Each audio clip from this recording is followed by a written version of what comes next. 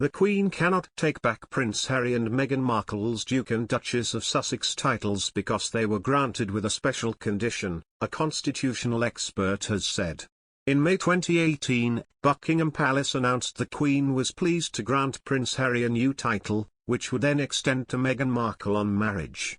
The announcement read, Prince Harry thus becomes His Royal Highness the Duke of Sussex, and Ms. Meghan Markle on marriage will become Her Royal Highness the Duchess of Sussex.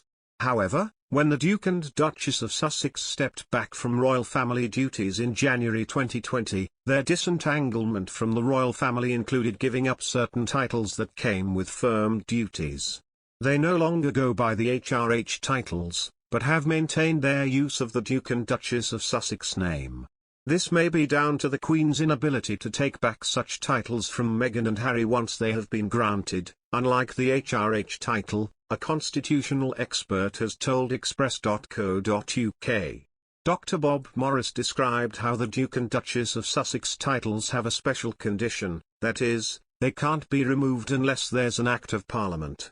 Dr. Morris, of the Constitution Unit at University College London, said the HRH title can be given or taken away by the monarch of the day, but once a Duke or Duchess title is conferred, it would require an Act of Parliament to remove the title. However, just because the Duke and Duchess of Sussex retain this title, does not dictate they must continue to use it. Prince Harry and Meghan have attracted criticism for continuing to use the titles across the Atlantic for the life they have carved out away from the royal family back in the UK. Royal expert Professor Sally Ottens told Express.co.uk that by using the Sussex title outside the royal family, it becomes a meaningless gesture that confuses the public. She said, if you're not involved in the royal family, and you can't use the HRH, and the Queen has said to you, fine, if you don't want to be involved, you're not involved. What does it mean? She added, they call John Wayne the Duke, that's what they call John Wayne. They called Elvis the King. It's a nickname you give yourself. Without the clarity of what the titles actually mean, behind merely possessing them, using them comes across as an empty gesture, she claimed. Professor Ottens continued, they get some superficial benefit from it. But if you aren't a Royal Highness, what does it mean?